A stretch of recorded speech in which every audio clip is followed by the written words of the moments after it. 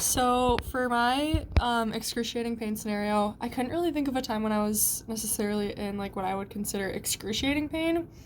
I would say that the most painful experience I've had though was when I broke my wrist in like seventh grade. I was being really stupid and decided to stand up on my sled instead of just like using it like a sled, and I fell and I broke my wrist.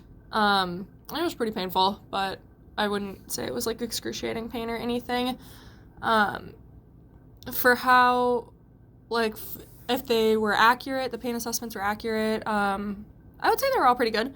And they like captured my pain accurately. I think some were better than others. Like the pain quality assessment one was a little bit better than the other two, just because it kind of went into like a little bit more detail, I think, which was good.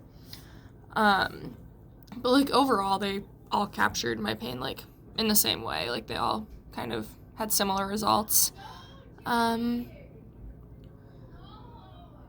So, for if we as healthcare professionals do a good job of understanding pain, um, I think that we have a better understanding of pain than we used to. But I definitely think that there's still room for improvement, and I think that we could definitely have like a little bit of a better understanding.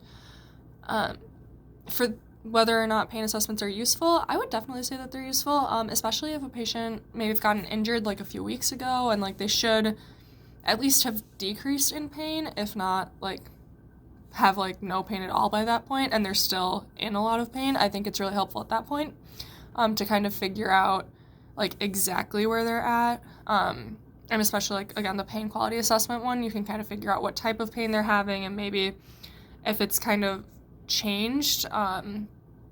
Like maybe at the beginning they would have described it as like a dull, achy pain, and now it's more of like a shooting pain or something like that, or throbbing.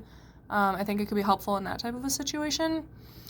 Um, Overall, for how useful this was, I would say it was pretty useful. I think it helped me realize that it's important to kind of ask about different types of pain and like realize that different patients might kind of react a little bit differently to certain types of pain versus others.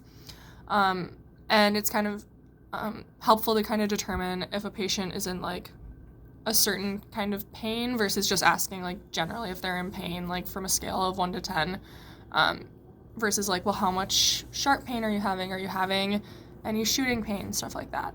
So, yeah.